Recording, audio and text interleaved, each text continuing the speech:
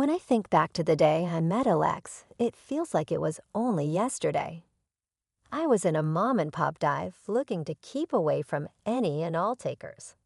Sucking on their Rocca cheap coffee, getting straight inside my head, lost amid the chaos of thought, planlessness. That was when he came in, practically out of a film with no intense lighting or music. The ding on top of the door and smell of coffee adhesive fragments, covered up by his baby powder, ended after shave. "Is this seat taken?" He gestured to the chair across from me and smiled with a force that would kill you. "Looks free to me," I replied, trying to sound cool and not at all flustered by his sudden appearance. We started talking, and damn, it was like we were cut from the same cloth. He was into all the junk I was, from bench-watching the same trashy series to arguing about the best pizza topping. It's pineapple, fight me. Fast forward a bit, and we're dating, not just casual meetups, but the real deal. It felt like I'd known him my whole life, and before we knew it, we were talking about getting hitched. That's when the drama started. His parents, let me tell you, were something else. The first time I met them, it was like walking into a lion's den wearing a meat dress. They had this way of smiling while sizing you up, like they were deciding whether you were worth their time or not. "So you're the girl Alex can't stop yapping about," his mom said, her voice dripping with something that was definitely not warm. Guilty as charged, I shot back, trying not to let her see she got to me. They laid down the law pretty quick, telling us we needed to sign a prenup. Now, I ain't no gold digger, and I sure as hell don't need anyone's money, but that rubbed me the wrong way. "I'll sign your prenup," I told them, "but I've got one condition. If one of us cheats, the cheater pays up minus 100 grand. Alex looked like I'd slapped him with a fish. "Babe, I'd never cheat on you," he said, all wide-eyed and serious. Yeah, well, my ex said the same thing before I caught him with his pants down, literally. So it's this or nothing. He agreed, and his parents did too, though they looked like they'd swallowed lemons. We thought that was the end of it, but boy, were we wrong. One evening, we were cuddled up on the couch, a tradition we had started since moving in together. We had this old rickety couch that we swore we'd replace, but never did because somehow it had become our spot. The TV was on, but we weren't watching. We were too busy making plans for a trip to Italy we knew we couldn't afford, but were determined to make happen. "Alex, think about it. The food, the wine, the art. We have to go," I said, my eyes sparkling with excitement. Alex laughed, wrapping his arm tighter around me. "Emily, babe, you had me at food. But let's face it, our bank account is more camping in the backyard than a romantic getaway to Venice." I playfully nudged him. "So we'll save. We'll cut back on, I don't know, things we don't need, like your video games." He feigned horror. "Not the video games. Take my shirts, my shoes, even my beloved coffee maker, but leave the games alone." We laughed, but that was us, always dreaming big but grounded in the reality of our modest lives. We didn't care, we were happy. The happiness wasn't just in the big moments. It was in the little things too, like how Alex would make breakfast on Saturdays. He couldn't cook to save his life, but he'd somehow mastered the art of scrambled eggs and toast, which he'd served with a side of his terrible coffee.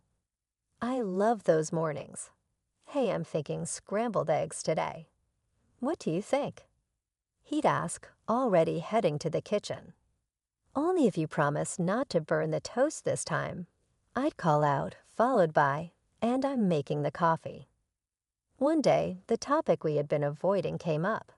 We were doing dishes together, a mundane task that somehow felt special because we were doing it together. "Emily, we need to talk about, starting a family," Alex said, breaking the comfortable silence. I paused, a plate in hand. "I know, it's scary, isn't it? What if we can't? Alex turned to me, drying his hands on a towel. Then we'll deal with it together. But we won't know until we try, right? I mean, how hard can it be? I laughed, a mix of nerves and love. Famous last words, babe. But that's how it was with us. No matter what we were facing, we faced it together. Even when his mom started dropping not-so-subtle hints about grandchildren, every chance she got, we took it in stride. Emily, darling, when are you going to give me some grandbabies? You're not getting any younger, you know, she'd say, her voice sweet, but the message anything but. I bite my tongue, smile, and say, we're working on it, aren't we, Alex? And he'd jump in, yeah, Mom, lay off, will you? These things take time. But as the year went on, the pressure started to build, not just from his mom, but from within. We wanted a family, but it wasn't happening as easily as we had hoped. Ever since Judy found her new hobby of making my life a living hell, our home turned into a battleground, and the main weapon was her sharp tongue. It wasn't just about the occasional jibe anymore. It was an all-out war with daily assaults on my self-esteem and role as a wife. It all spiraled one Sunday lunch, a day that was supposed to be laid back and peaceful.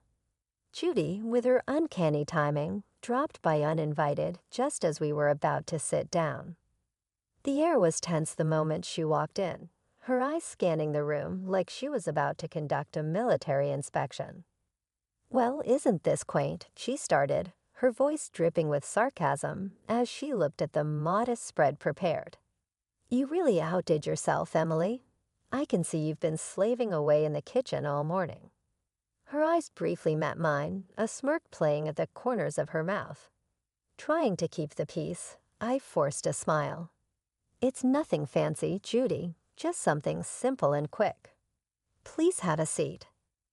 As we sat down, the barrage began in earnest. You know, Emily, Judy said, loading her voice with condescension. I was talking to Mrs. Henderson the other day, and she mentioned how her grandson was just born. It got me thinking, what are you and Alex going to give me some good news? It's not like you're getting any younger. I felt my cheeks burn, a mix of embarrassment and anger. I glanced at Alex, hoping for some support, but he was suddenly very interested in his plate. Mom, come on, Alex finally muttered, but it was half-hearted, and we all knew it. Judy plowed on, relentless. And Alex, dear, I don't mean to be cruel, but you're not a charity. You work hard for your money. Why waste it on Emily if she can't do her basic duties as a wife? A cleaning service and a cook would be much more efficient, don't you think? That's when I couldn't hold back any longer. Judy, I am trying my best here. It's not like I don't want to have kids. And as for the house and my cooking, well, I didn't realize marriage was a service contract. Judy scoffed. Well, it's not a free ride either. You have responsibilities, Emily, which you are clearly not fulfilling. The room was heavy with tension, and I could feel the tears pricking at the back of my eyes. But what hurt the most wasn't Judy's words. It was Alex's silence. He finally spoke up, but it wasn't to defend me. Yeah, Mom has a point. Maybe we should consider getting some help around here. It would make things easier for you, too. Easier for me? His words felt like a betrayal. It was clear I was on my own in this. Over the next few days, Judy's visits became more frequent, and with each visit, her criticism grew sharper. She'd inspect the house, pointing out every speck of dust or pillow out of place. You call this clean? She'd scoff. My eyes must be deceiving me because this looks like a pigsty. Then came the comments about my appearance. Is that what you're wearing? You know, a wife should dress to please her husband. It's no wonder Alex is always so tired. He has to come home to this. I tried to fight back. Judy, I don't dress for Alex. I dress for myself. And he's always so tired because he works hard, not because of what I wear. But it was like talking to a brick wall. Judy had made up her mind about me, and nothing I said or did would change it. Alex's stance, or lack thereof, was the biggest blow. Each night after his mom's departure, we'd argue. "Why won't you stand up for me, Alex? She's walking all over us, and you're just letting her." "Emily, she's old, set in her ways." "What do you want me to do? Kick my own mom out?" "No, but I want you to be my husband, to stand by me, not her." It was clear this was more than just about Judy's disapproval. It was about us, our marriage, and whether we were strong enough to stand together or let Judy's criticisms tear us apart. As the days turned into weeks, I realized this wasn't just a phase. It was a full-blown siege. If we didn't do something soon, there might not be anything left to save. Things between me and Alex had been icy since Judy ramped up her campaign of critique. But it wasn't just the home front that was feeling the strain. Alex himself had started acting weird, not in a "he's just stressed at work" kind of way. It was something else, something that made my stomach twist in knots. It started with the phone calls. Alex had always been pretty open about his phone. We didn't keep secrets from each other, but then he started stepping out of the room every time he got a call. And it was always the same caller ID, John Work. "Who's John Work?" I asked one evening, trying to keep my voice casual. Alex flinched, a telltale sign that he was on edge. "Oh, just a new guy at the office." "Lots of questions, you know," he said. But it didn't stop there. Alex, who was as far from a fashionista as you could get, suddenly started caring about his appearance. Gone were the days of graphic tees and worn-out jeans. Now it was all crisp shirts, slacks, and cologne. He was using cologne now. Since when did he care about smelling like a department store? What's with the new look? Alex got a job interview or something. I joked one morning, watching him comb his hair in a way I'd never seen before. He just smirked a little too quickly. Just felt like changing things up. No harm in that, right? And the late nights at work, they were becoming a regular thing. Another long one, "Babe," I texted, trying not to sound too needy. "Sorry, Em, this project is killing me." "Won't be late, I promise." He'd text back, but the clock would tick well past midnight before I heard his keys in the door. I tried to shake the feeling that something was off, but it clung to me like a shadow. That's when I decided to hire a private detective. It felt like something out of a bad TV show, but I had to know for sure. The evidence came in a plain brown envelope. The contents were as damning as they were heartbreaking. Photos of Alex with another woman, their intimacy undeniable, captured in frozen moments that shattered our years together. But it was the recording that cut the deepest. Their conversations, filled with endearments and plans, left no room for doubt. They were in love, or at least he was with her. I sat there, the evidence spread out in front of me, a cold realization settling in. This was it. This was the proof that could anchor me in a stormy divorce, should it come to that. Photos that caught moments stolen from our life together, and words that betrayed every "I love you" he had ever whispered in my ear. But I kept it all a secret, a painful burden I chose to carry alone.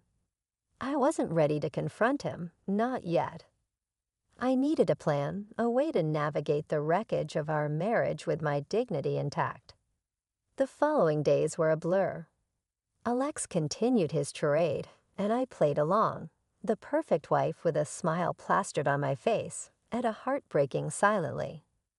Our conversations became a dance around the truth, each word measured, every laugh forced.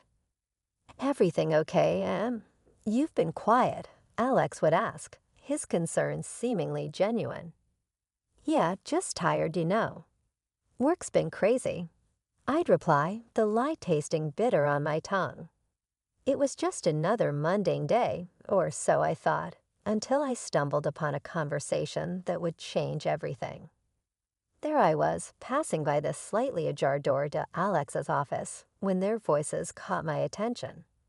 It was Alex and his mother, Judy, and they weren't just chit-chatting. The tone was serious, heavy with intent. "I'm telling you, Mom, I can't do this anymore. It's not just about the kids. I've lost all feeling for Emily. It's like we're roommates, not husband and wife." Alex's voice, strained and tired, floated through the gap. Judy's voice, ever so sharp, replied, "Well, of course you feel that way. She's not given you a child, and let's be honest, what else has she brought to this marriage but? Let's not be hasty. My 70th birthday is coming up, and we wouldn't want to miss out on a generous gift from her now. Would we?" The cynicism in her voice was like a knife twisting in my gut. They were plotting against me, using me until they deemed it convenient to throw me aside. "And after we get a nice expensive gift, we can kick her to the curb, right?" Alex said, his voice cold and calculating. "Exactly, dear." "Just bide your time a little longer," Judy confirmed, her voice dripping with malice. I stood there, rooted to the spot, a mix of shock and anger boiling inside me. They were planning my exit from this family as casually as one would plan a grocery list. The hurt was deep, but it sparked something else in me, a burning desire for revenge. They thought they could use me, discard me at their convenience. I'd show them. I wasn't just some pawn in their twisted game. A few days later, during a family dinner that felt more like a farce than a meal, Judy brought up her upcoming birthday with the same smirk that I had come to despise. She leaned in and asked, "So Emily, dear, what are you planning for my birthday? Something special, I hope." I met her gaze, my face a mask of calm. "Actually, Judy, I was thinking of throwing you a dinner at the city's most luxurious restaurant. A night you won't forget." Her eyes lit up with greed, and she exchanged a quick, satisfied look with Alex. They thought they had me cornered, but little did they know I was already 2 steps ahead. "Oh, Emily, that sounds too delightful." "Just close family, keep it intimate," Judy said, her voice oozing fake sweetness. "Of course, Judy. It'll be our pleasure," I replied, the words tasting like ash in my mouth. The weeks leading up to Judy's 70th birthday felt like a slow march towards D-Day. Every smirk from her, every indifferent shrug from Alex fueled my resolve. The plan was simple yet bold, just like in the movies. Host a lavish dinner at the city's most luxurious restaurant under the guise of a loving gesture, then drop the bombshell. But like any good plot, the devil was in the details. The night before the party, the tension at home was palpable. Alex, oblivious to the storm brewing, was casually lounging on the couch, scrolling through his phone. "Everything set for tomorrow?" he asked, not looking up. "Oh, you could say that," I replied, my tone bellying the turmoil inside. The day arrived, and as guests started to fill the opulent dining room reserved for Judy's celebration, the air was thick with anticipation. My heart raced, not from nerves, but from the adrenaline of what was about to unfold. Judy, ever the queen bee, basked in the attention, lavishing in the luxury of her surroundings. "Oh, Emily, you've outdone yourself. This place is exquisite," she exclaimed, her voice loud enough for nearby tables to hear. As we all settled in, the meal proceeded with the kind of forced mirth that comes with such family gatherings. Laughs were shared, stories exchanged, and then, as the dessert plates were cleared away, the waiter approached with the final act of the evening, the bill. He leaned in discreetly, informing us the dinner cost $33,000. Without missing a beat, I handed over my card. The gesture went unnoticed by most. It was then Alex, with a smirk that didn't reach his eyes, decided to drop his bombshell. Emily, I think it's time everyone knew. I'm tired of this of us. I want a divorce. The words hung in the air, a toxic cloud that seemed to suffocate all other noise in the room. Before I could even process the full weight of his statement, Judy piped up, her voice sharp and unforgiving. Well then, since that's out in the open, I think it's best you leave, Emily. We're celebrating family tonight, and well, you're no longer part of it. The room went deadly silent. Every eye was on me, waiting to see how I'd crumble. But I didn't. With a calm I didn't feel, I stood, nodded, and walked out without a word. The cool night air hit me like a slap as I made my way home, the finality of everything that had happened washing over me in waves. By the time I reached his apartment, a plan had formed. I packed my essentials, the numbness giving way to a cold resolve. This was it, the end of one life and the start of another. As I zipped the last suitcase, my phone started buzzing, a relentless, insistent vibration that I initially ignored. Curiosity, however, got the better of me. Judy's voice screeched from the other end. Emily, the payment didn't go through. You need to fix this now. The sweet, sweet irony. In my preparations for the inevitable, I had secured my exit strategy. I had blocked the shared account, knowing it would be the first thing Alex would try to use against me. Oh, Judy, that's unfortunate. But since I'm no longer part of the family, as you've so eloquently put it, I'm afraid you'll have to sort this out yourself. Her outrage was palpable, even through the phone, but it was music to my ears. The chaos that unfolded was a fitting end to the farce my marriage had become. Reports came through the grapevine of the restaurant staff demanding payment of Judy's escalating tantrums, and eventually the arrival of the police to calm the storm she had become. In the end, it was Alex and his relatives who had to pull together the money to settle the bill, a poetic justice for the betrayal and humiliation they had subjected me to. The morning after the dinner disaster felt like waking up to the aftermath of a storm. I had my plan, my resolve, and a set of divorce papers in my hand as I made my way back to what used to be our shared home for the last time. The moment I stepped through the door, the air crackled with tension, thick enough to cut with a knife.